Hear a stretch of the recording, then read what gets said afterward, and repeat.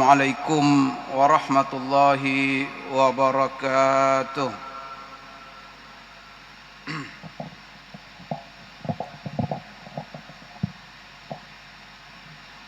Alhamdulillahi rabbil alamin,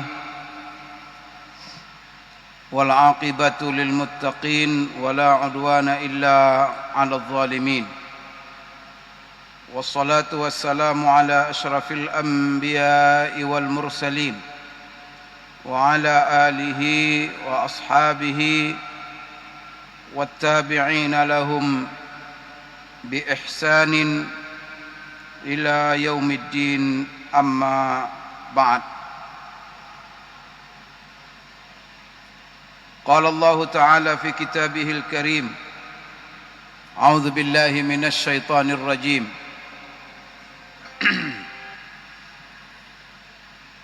يا أيها الذين آمنوا لا تبطلوا صدقاتكم بالمن والأذى كالذي ينفق ماله رئاء الناس ولا يؤمن بالله واليوم الآخر فمثله كمثل صفوان عليه تراب فأصابه وابل فتركه صلدا لا يقدرون على شيء مما كسبوا والله لا يهدي القوم الكافرين. صدق الله العظيم.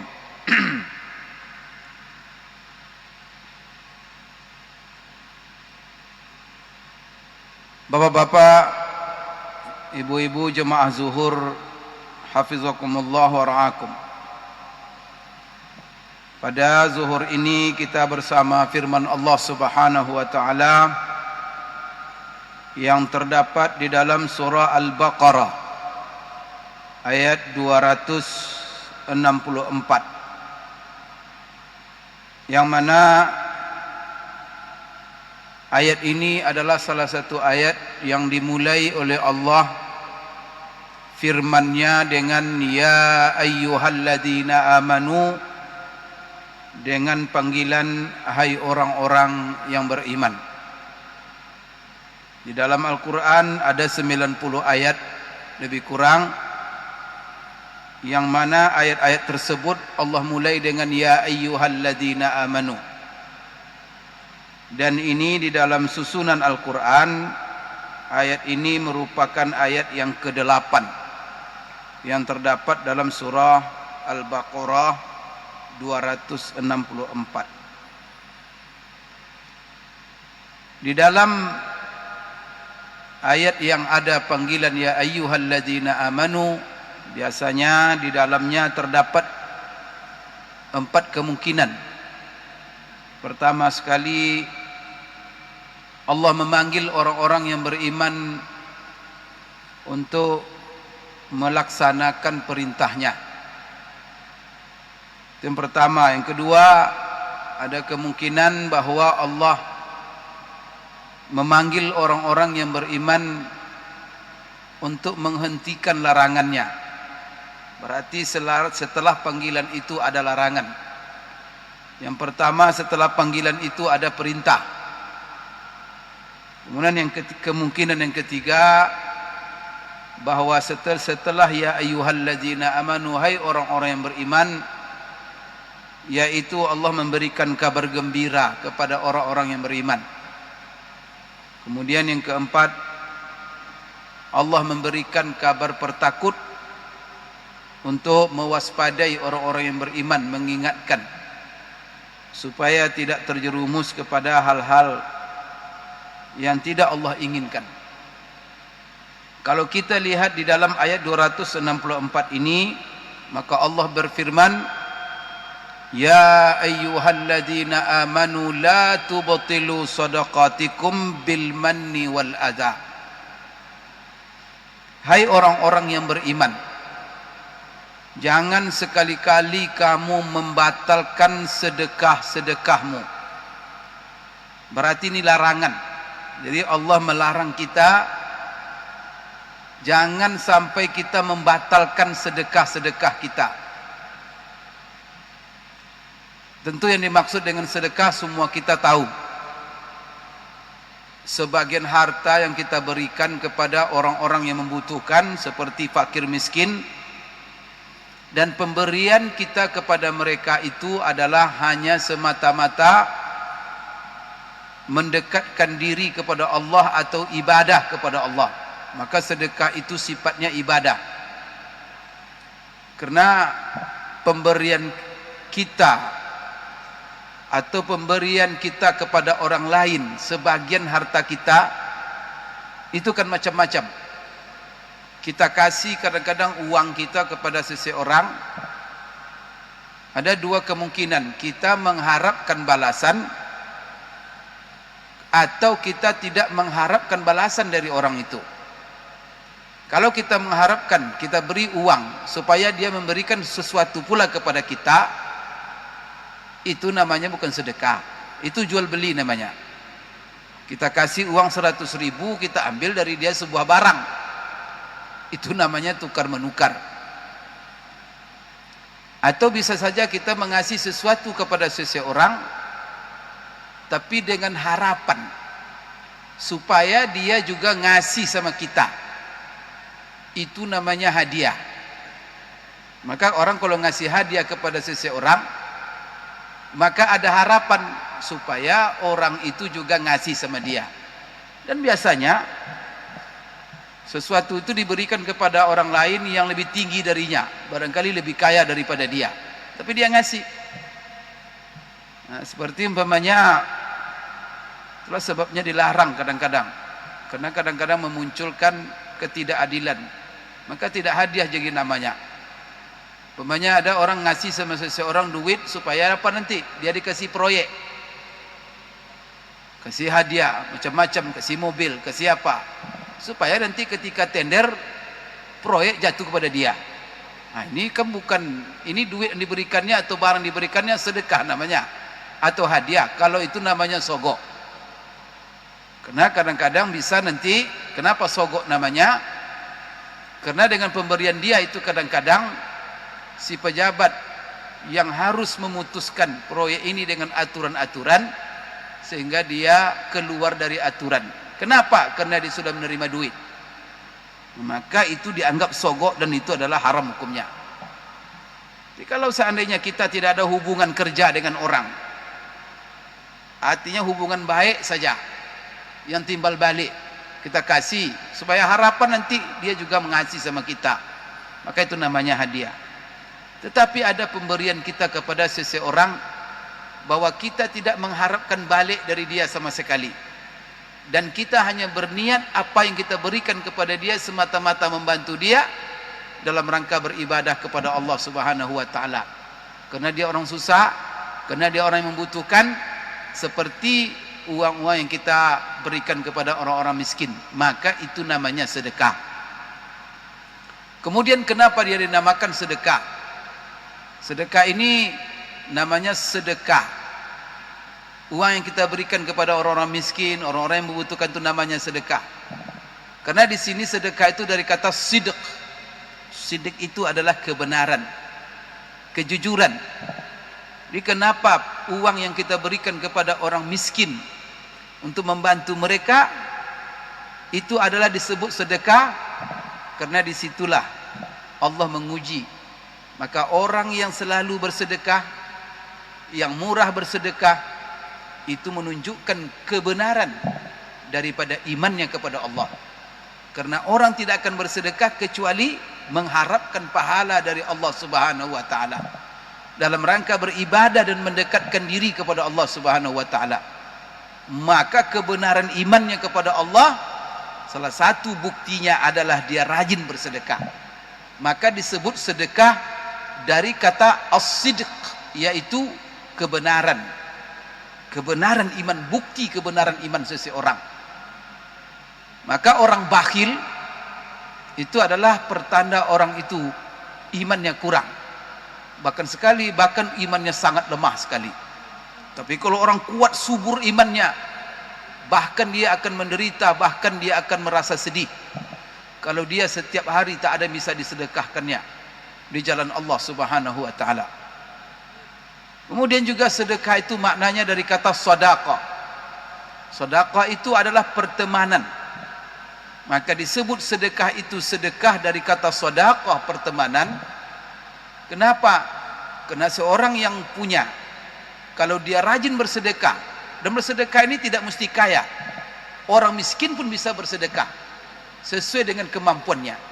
Maka apabila seseorang rajin dia memberi kepada sesama, maka apa yang muncul daripada saling memberi itu, dan bahkan pemberian itu dengan ikhlas tanpa mengharap balasan sama sekali, karena dia mengharap pahala dari Allah, maka keikhlasan dalam pemberian ini akan memunculkan pertemanan, persahabatan, dan hubungan kasih sayang.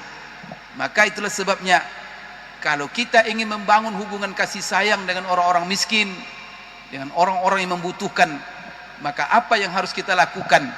Tidak cukup senyum saja dengan mereka, tetapi rajin-rajinlah memberi kepada mereka. Maka dinamakan sedekah itu sedekah karena dia menimbulkan, kemudian mempererat hubungan persaudaraan, pertemanan, dan juga kasih sayang. Maka di sini Allah Subhanahu wa taala mengingatkan kepada kita sebelum ayat ini bahwa pahala sedekah itu sangat besar sekali. Di dalam sebelum ayat ini Allah menggambarkan pahala bersedekah. Masalul ladzina yunfiquna amwalahum fi sabilillahi kamathali habbatin ambatat sab'a sanabila fi kulli sumbulatin mi'atu habbah wallahu yudha'ifu liman yasha wallahu wasi'un alim. Perumpamaan orang-orang yang membelanjakan, yang menginfakkan, yang mensedekahkan uangnya, hartanya di jalan Allah, ibarat orang yang menanam satu biji, kemudian satu biji itu menumbuhkan 7 tangkai, dan setiap tangkai itu berbuahkan 100 biji, sehingga dari satu biji yang dia tanam, Allah berikan untuk dia, Allah kembangkan sedekah satu tadi yang dia berikan kepada orang miskin atau di jalan Allah, apa? 700 kali lipat, dan itu Allah tumbuhkan dan Allah kembangkan. Maka kalau kita memberi sedekah dalam ayat ini, ibarat kita menanam satu biji. Maka semakin banyak yang kita tanam, semakin sedekahkan, berarti kita semakin banyak menanam. Dan siapa yang mengembangkan, siapa yang menumbuhkan. Maka kita, kalau kita menanam tanaman kita, menanam kelapa sawit, menanam pohon jeruk, menanam pohon mangga dan segala macamnya, kita cuma menanam. Tapi harapan kita, padahal kalau mangga kita tanam, yang namanya tunas mangga itu dari satu biji mangga cuma. Tetapi coba bayangkan, dari satu biji itu muncul batang, dari batang itu muncul tangkai, kemudian dari tangkai cabang, daun, sehingga kemudian membuah. Berbuahnya tidak terhitung, dari satu biji berapa hitungannya. Kalau sawit juga begitu. Sawit itu hanya dari satu biji, itu yang namanya tampang sawit, satu biji cuma. Tapi setelah dia berbuah, bagaimana kita lihat tandan-tandan buahnya, dan setiap tandan itu berapa. Begitulah bayangan orang yang bersedekah. Dia seolah-olah menanamkan satu biji, dan siapa yang akan mengembangkan dan menumbuhkan dan memperbanyak satu biji yang dia tanam tadi? Allah. Kalau Allah yang telah berkehendak, yudha'ifu liman yasha. Bapak Ibu sekalian, namun di sini Allah mengingatkan kepada kita, karena sedekah ini berat, uang yang keluar, dan pahalanya besar sekali. Cuman di sini ada aturan. Jangan sampai sedekah yang telah kalian berikan, karena kita ini, manusia ini, salah satu sifatnya adalah cinta harta, cinta uang, cinta kekayaan. Maka kalau mengeluarkan kekayaan dan tidak ada imbalan, itu susah sekali. Maka kita kalau mengeluarkan uang tidak ada padanannya, itu susah sekali. Maka bersedekah itu susah. Oleh karena itu, kalau kamu bersedekah, dan itu uang yang uang kamu cintai, kamu berikan. Oleh karena itu, ingat, jaga. Jangan kamu sekali-kali batalkan, dan pahalanya besar di sisi Allah. Besar, berlipat-lipat, 700 kali lipat. Namun sini Allah mengingatkan, ada hal-hal yang akan membatalkan pahala sedekah kita itu. Dan Allah ingatkan dalam ayat ini, di antaranya 3 yang akan membatalkan pahala sedekah kita. Apa kata Allah? Jangan kamu batalkan sedekah kamu Apa yang pertama? Bil manni. Bil manni ini dengan menyebut-nyebut sedekah yang telah kita berikan di hadapan orang yang kita berikan sedekah kita. Oleh karena itu jangan sekali-kali kalau kita bersedekah kepada orang lalu kita sebut-sebut sedekah itu. Ini kemarin saya ngasih sama kamu, ini saya memberikan kepada kamu. Atau kita beberkan kepada orang lain bahwa apa? Saya sudah memberikan sedekah kepada si fulan, si fulan, si fulan, si fulan. Barang siapa yang menyebut-nyebut sedekahnya kepada seseorang dengan penampilan atau menampakkan bahwa dia sudah berjasa kepada dia, maka sedekahnya itu hukumnya batal. Artinya batal itu apa? Tidak ada pahalanya di sisi Allah sama sekali. Ini yang pertama. Jadi kalau kita bersedekah sudah lupakan semuanya dan hanya mengharap pahala dari Allah, dan jangan disebut-sebut. Kadang-kadang kita banyak bersedekah kepada seseorang, lalu kita kadang-kadang bermasalah dengan dia. Terbacalah semua yang pernah kita berikan kepada dia. Apalagi sedekah kepada keluarga, keluarga dekat, famili, kemudian juga orang-orang yang ada hubungan rahim dengan kita, persaudaraan dengan kita. Kenapa? Memang sedekah yang paling afdal itu adalah sedekah kepada kerabat, sedekah kepada keluarga dekat. Karena sedekah kepada keluarga dekat itu ada dua manfaatnya.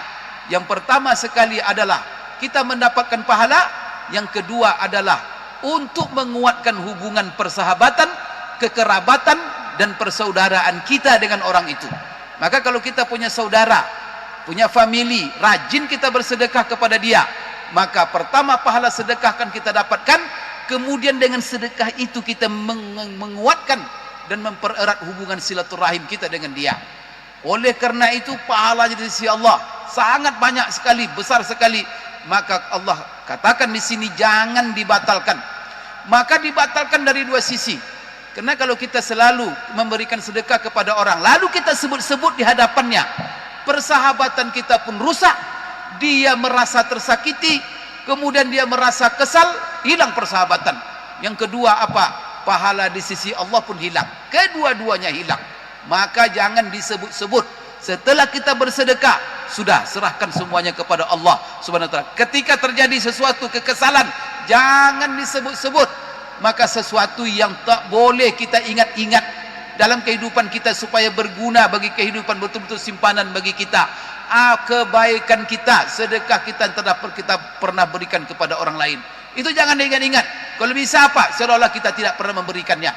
Kenapa? Kita menganggap itu belum apa-apa dibandingkan dengan nikmat yang Allah berikan kepada kita. Itu yang pertama.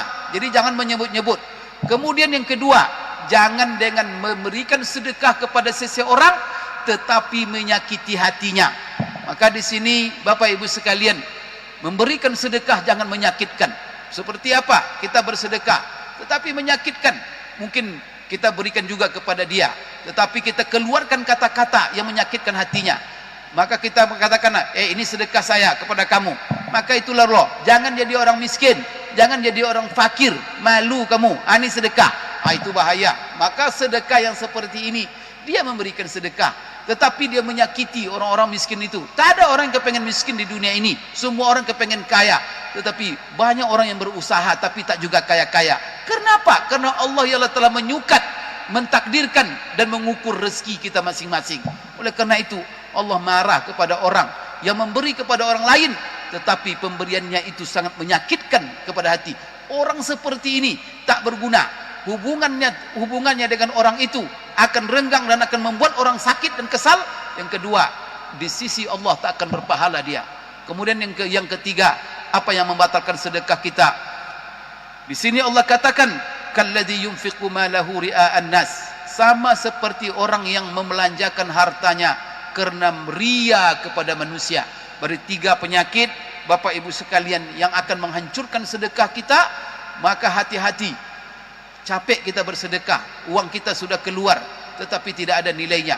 Dalam hubungan kita dengan manusia tidak mempererat.